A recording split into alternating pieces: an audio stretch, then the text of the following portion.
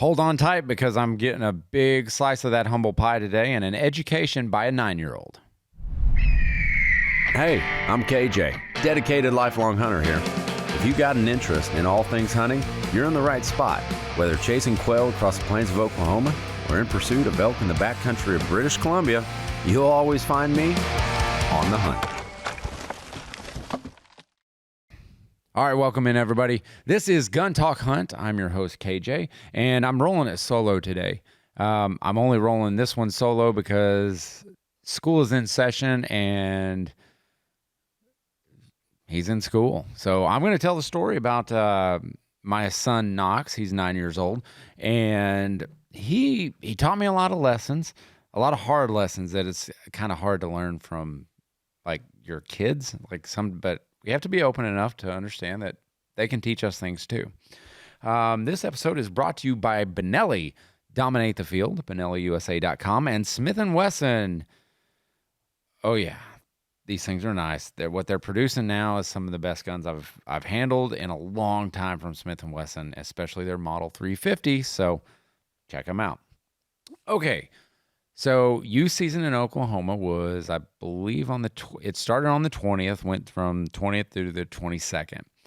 So drove up to Oklahoma, and it's my trips to Oklahoma typically take me around 11 hours. Now, if it's just me, I can make that trip in about 10 hours and 15 minutes to the hunting grounds. But when I've got kids, it takes a little bit longer. And so Knox was rolling with me solo, so it was just me and Knox on the open road, and we set out, and you ask him, what was your favorite part about the hunt? He says two things. One I expect, one I don't expect. One is Buc-ee's. He loves stopping at Buc-ee's. Like, that's like the highlight of his trip. And the next one, he says, hanging out with his dad, which is super cool, but I always expect him to kind of say that. I was actually kind of hoping, I was sitting in the woods and sitting out there and watching deer come up, and they're so close. He doesn't say that. Like, his highlights as a 9-year-old, we've got to look at this through 9-year-old eyes.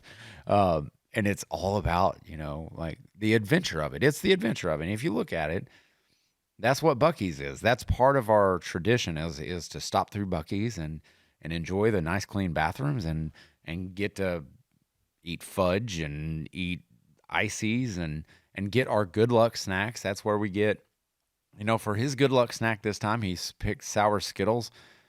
I'm a big firm believer in, like, my good luck snack for a trip is peanut butter M&Ms. Like, that's what it's always been. That's, when you see me out in the field, if I don't harvest a deer or if I don't, harvest anything, I don't eat the peanut butter M&Ms. I don't even open them. I don't open them until after the hunt is successful.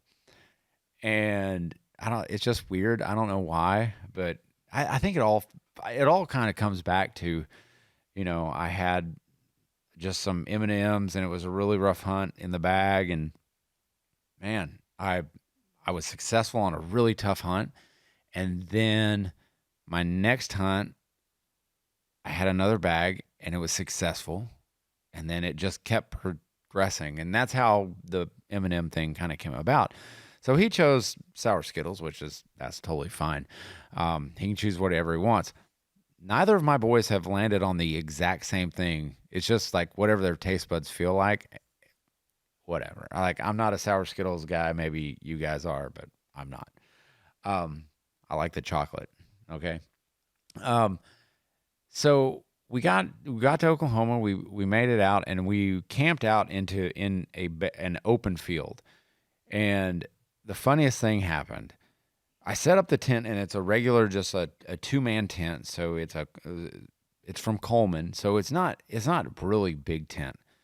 And I set it up and I look at that and then I look over at the air mattress that I had packed, which I'm looking at it and then looking at the tent and I kind of go, you know what?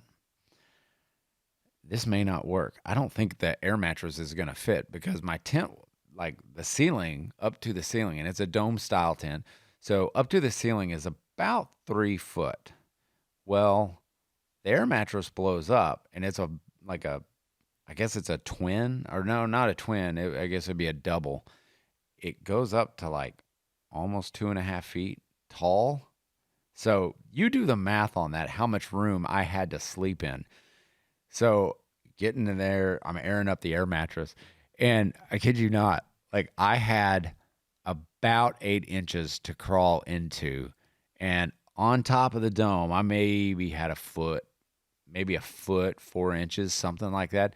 But all the way into the back of the wall tent or the dome tent, my head was crushed up against the ceiling. So that tells you how I had 6 inches of window showing. So you can kind of picture how that sleep went for me. There was no sleep had for me. Now, Knox, he slept great because he's a small guy. He's little. Um, so got tent all set up, and that night we came out and we went into the field. It was about 91 degrees. And if you've ever hunted at 91 degrees, you might as well just be hunting in your skivvies, because like that's the only thing that's going to be comfortable. You're not going to be, full camo up and all this good stuff. There's a lot of good lightweight stuff out there. I know Kuyu makes a lot of good lightweight stuff, and Sitka makes some stuff like all First Light. You name it, True Timber, they all do good stuff. But 91-degree heat in Oklahoma, I'm hunting in shorts. So I hunted in shorts and like a loose green top, like a hunting solid.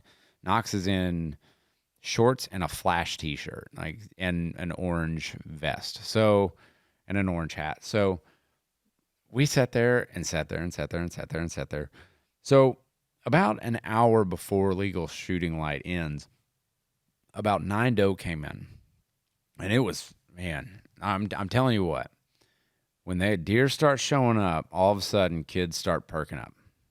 Okay, hold on a second. I gotta rewind the clock about 2 hours. I have a long storied history, if you've hunted with me, from a pop-up blind of fighting with pop-up blinds. Okay, can we all just like get along here and do something easier? The hub style blinds, I love them when you've set them up a couple times throughout the year and they're easy to pop up. That's a pop-up blind, like once you learn it. But I'll tell you right now, I don't get along with them. I've got one blind that's an Ameristep blind that I have aptly named the blood blind, not because I kill so many deer out of it and I'm this great hunter or anything. It's because I have bled all over that blind. Because one time I got my the fatty part of my thumb stuck in one of the hubs, and I pulled it out real quick, and it was one of those cuts that doesn't bleed for like a second and a half, and then all of a sudden the dam opens up and it says, "Oh, I'm injured," and then it's like you open the Hoover Dam up and let all the water out.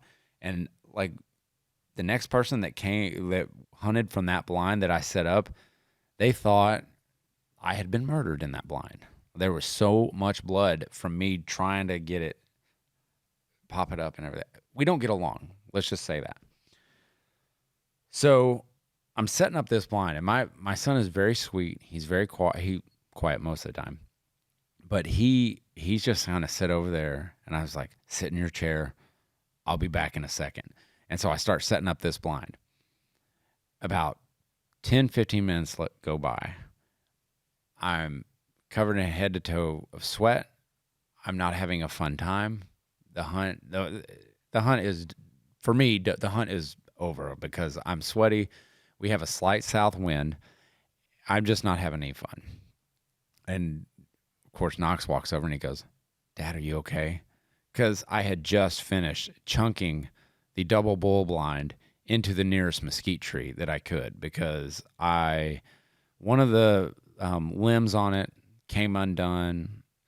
It was wadded up in such a fashion that it was no longer, I couldn't set it up any longer. So that we have a storied history, me and pop-up blinds. So if you're out there and you make an unbelievable, and I'm not going to talk trash on these blinds. It's all user error, because they do operates simple. I have missed a step or two. But I will say this, the Ameristep blind, I was not happy with. Double bull has been aces. It has been my trusted go-to. But this time, I just had trouble with it. And that's probably all on me. I guarantee you it's all on me. Because I'll tell you what, I wadded it up so bad and it was in such disarray. I called Double Bull, talked to them online, and they said, you know what? We'll send you out a shipping label.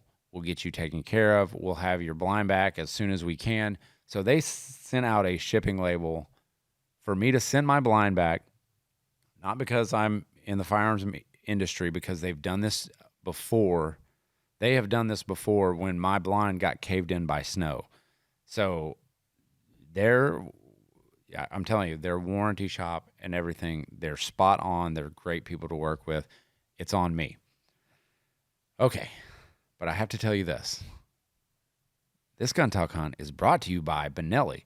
Have you checked out the M2 field gun that they've got? It's the M2 shotgun. It's their field version. It's an inertia-driven system, and Benelli kind of developed this whole inertia-driven system type thing. So they are sweet. It's got a beautiful recoil tab. It's their recoil butt pad is crazy good. I actually replaced, so the butt pad that comes with it, I have replaced it a couple times on my Benelli Vinci, and this one shoots so much softer, and nothing changed except the butt pad, but my Vinci now runs great. And it's so soft, and it comes with the Air Touch technology for a secure grip when anything happens, whether it's mud, snow, wind, rain, whatever it is. The Air Touch system makes it easy. It's a cryo system choke gun, so all the cryo chokes that you have for your other Benellis will fit in this. Comes in a black synthetic stock, a core Optifade timber, mossy oak bottomland. Comes in 20 gauge, 12 gauge. So I don't know what else to tell you. Realtree Max 7 and real mossy oak bottomland. So bottomland is one of my favorite. Absolutely one of my favorite because it's old school. I kind of dig old school stuff. So check them out at BenelliUSA.com and Smith & Wesson, the X-Frame series. Okay, if you really hate animals, you go with a 500. If you're kind of mad at them, you go with the 460. If you got a problem with them and you want them dead quick, you go with the 350 Legend. And if you're in a straight wall state, which, like those Ohios and those areas up in that Midwest region, 350 Legend makes all the sense in the world, and they've got a great one. MSRP on this sucker is $15.99, but you'll definitely appreciate it. It's the extra large frame, capacity of 7 rounds, weighs 71.5 ounces, and I'm going to tell you what, a Hogue overmolded grip, beautiful. But yeah, the nice silver finish on it. I promise you guys, you will not regret buying one of these guns. So it comes with, you can get a performance center. Oh my goodness. That's a performance center. Ooh, a 500 with high-vis fiber optic sights. Pretty sweet right there. But check them out, smith-wesson.com. I think you're going to love it. We've got one here and been shooting it quite a bit. And you know what? It's obviously less recoil than a 500, less than a 460, which the 460 isn't a bad gun to shoot. And this 350 Legend is manageable. So, man, mount up an optic on it, you're good to go. All right, we're getting back into it. Okay, so that evening, on the Friday evening, the evening we arrived, Knox and I were sitting there, and deer start piling in, and we're getting excited, and a buck shows up. And I've said it multiple times on this, and we've got a few guys in the class today that were real excited to hear the story and see the pictures. And, when I'm in the stand, I get so excited. And I don't know if it's an excitement over the animal or what's about to play out, because you never know how the story is going to play out, especially with a 9-year-old. You just hope, man, just please put a good shot on the deer. Please put a good shot on the deer. And he is prepared well enough to do that. Every night we sit there and he dry fires for the better part of 20 minutes every night before he pulls the gun out of the safe. And yes, my 9-year-old handles guns and handles guns when I'm not there. Now, he does have the 15-year-old there with him, but before they pull the gun out of that gun safe, they recite the 4 rules of gun safety. They have to memorize those by heart, and every night they say them. I just believe it creates good habits.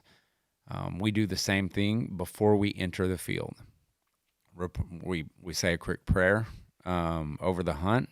We recite the 4 rules of gun safety, and then we head out. It just keeps us both honest. It helps everyone. And so he does his dry fire. He verifies, makes sure it's unloaded, then does his dry fire practice, and then puts the gun back in the safe. He's been doing this for I would say, right around 2 months. He started early August, dry firing in preparation for the hunt. And then I took him out to the range a couple of times. And man, the kid can shoot. Like, he's a little guy. He can shoot. And we were shooting one of my custom surgeons, 6.5 Creedmoor with a ELDX bullet. More on that to come. But so what he ends up doing is this buck walks out, and it's a good buck.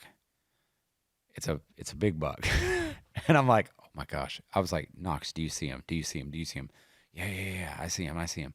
And he's going through the learning process. Like, and one thing I didn't realize, like, I've got to be patient. I just got to. I just get so excited and I get so caught up in the moment that I forget that I'm talking to a freaking 9-year-old.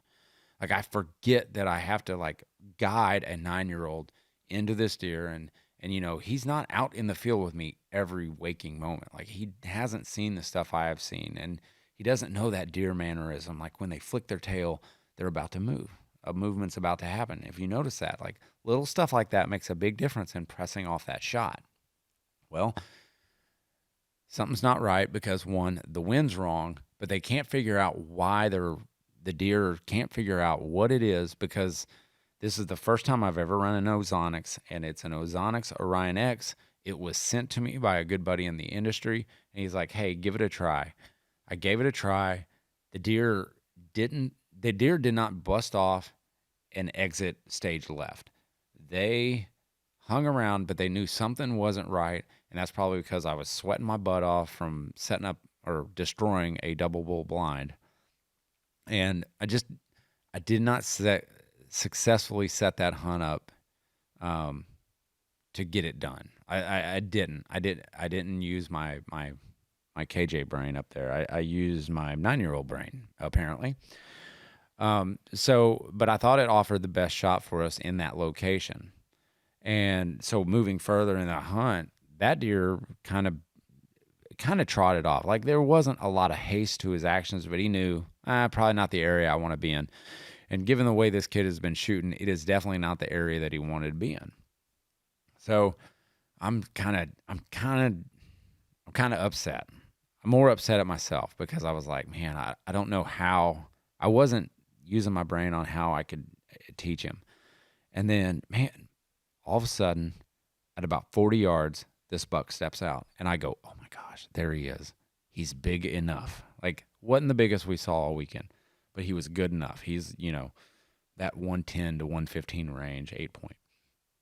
I'm like, there it is. And I'm like, Knox, do you see him? He's right there. And he goes, I can't see him. And he's looking down the scope over at the, the feeder that we've got set up.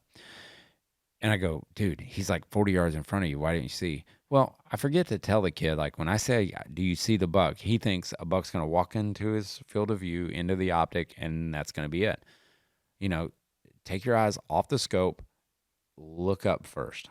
And then he goes, oh, I see him.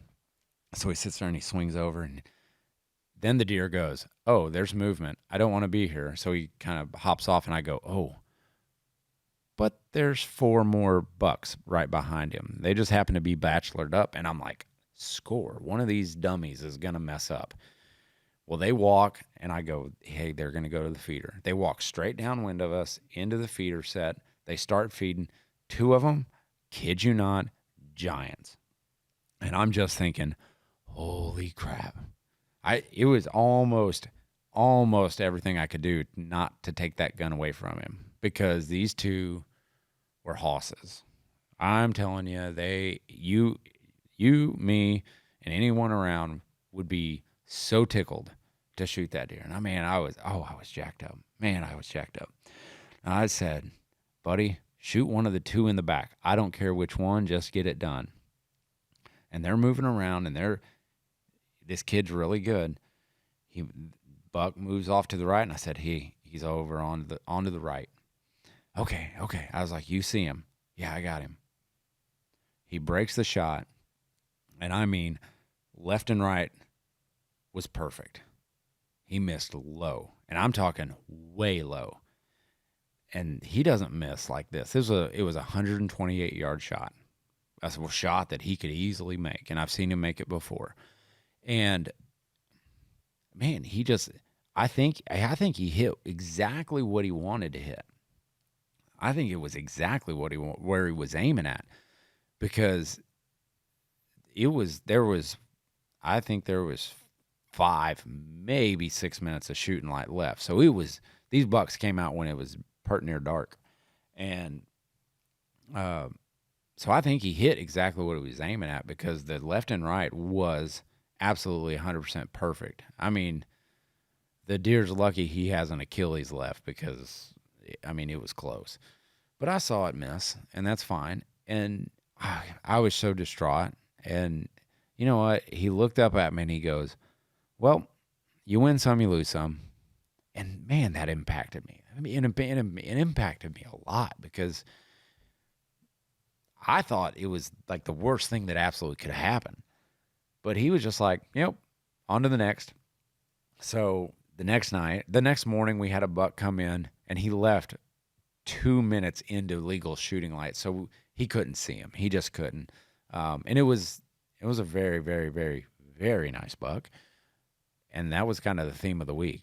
They just kept getting bigger, and they just kept getting just as good. Each deer. And he kind of just walked off. Not a big deal. And I was like, Knox, I bet he'll be back this evening. And he's like, yeah, he will. So that evening, I actually brushed in a blind where the wind was in our favor, actually. Still set up the ozonics. Good thing I did, because I don't know much about those things. I know the ions attach themselves to your scent, and it kind of makes your scent just kind of fall off. Like, that's kind of the rough, like, that's the non-scientific way to put it. But that evening, I brushed in our blind. Again, hunting in shorts. I opted for, like, full regalia. But I let him, man, hunt how you want. As long as we hunt the wind, we're going to be fine. We're going to be just fine, and cut down on the movement. So I kind of brush us in a little bit, and we've got about a 100-yard shot to the feeder, and nothing's coming in. And I'm just, in about 20 minutes of shooting light left. Well, before that, let's back up about an hour. About an hour comes, and I'm like, it's getting pretty dark. Why is that sunshade on? I looked, and I had left that sunshade on, and so that decreases the amount of light that optic is going to capture. Like, so your optics and the scopes nowadays are so good at capturing this light in. And I'm shooting on that gun is a Leupold Mark V, and those things gather the light. I mean, they just eat it up, giving you every ounce of light you can possibly have until the last second. And I cut his light, like, for that night hunt. And so I unscrewed the sunshade, and the does finally started coming in with literally maybe 15 minutes left of shooting light. And they could see us, but they couldn't smell us. But they came in downwind. And then I saw a coyote come in downwind. Didn't bother him. I don't know if the only thing I can attribute it to was the ozonics, because in between our stench from, I mean, I hadn't showered.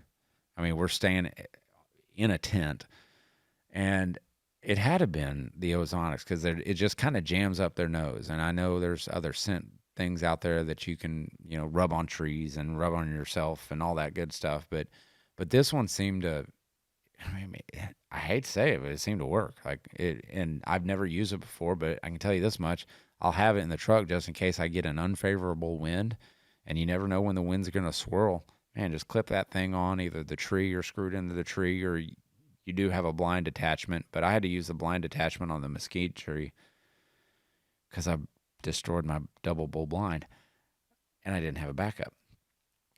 But all that being said, the deer came in downwind. And so we were sitting at 8 minutes left of shooting light. And Knox leans over and he goes, Dad, any second now, he's going to step out. If you say so. No sooner did he say that I popped my binos up to look, and here he comes. He was right, and he came in downwind where the does came, downwind where the coyote came, and now here he comes. And holy crap, like he's right.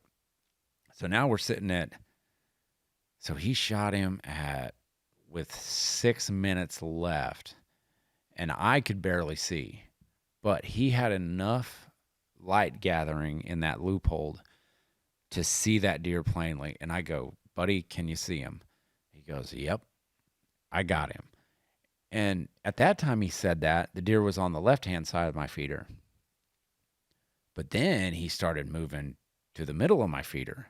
And now my only thought process is, holy crap, if he misses, he is going to punch a hole in my feeder. That's all I could think about. That's all I could think about. And man, he's like, I was like, buddy, you got him? And like light's fading. Like I see the light fading. Like there's almost none left. And man,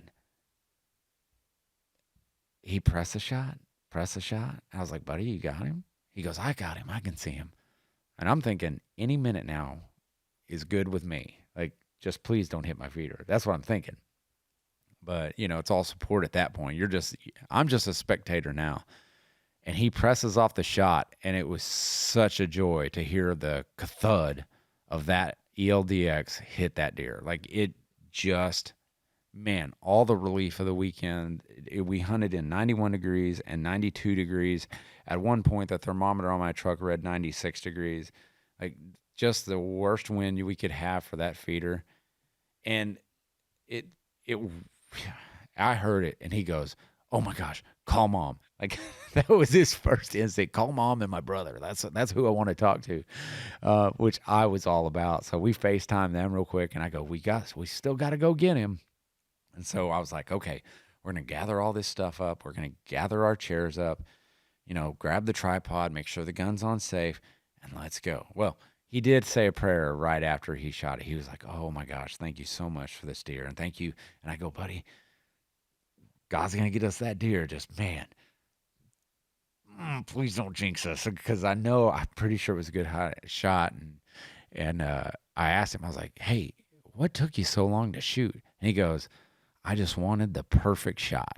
That's all I wanted. I wanted to get him where his lead foot was forward. I was like, yeah, because that opens the vitals. Stuff that, we take for granted, but a 9-year-old sitting there thinking about it. Like, wait till that foot comes forward, and then I can shoot it. Okay.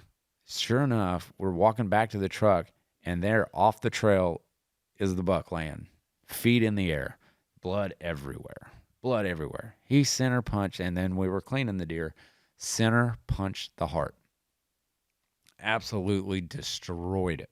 And, the ELDX bullet did exactly what I was hoping to do, because if it held together, that bullet would have passed through, created a great wound cavity, and probably hit my feeder. But since in all of our studies and every single deer that I've recovered, the ELDX bullet does not hold together. And I was thankful for that on that shot.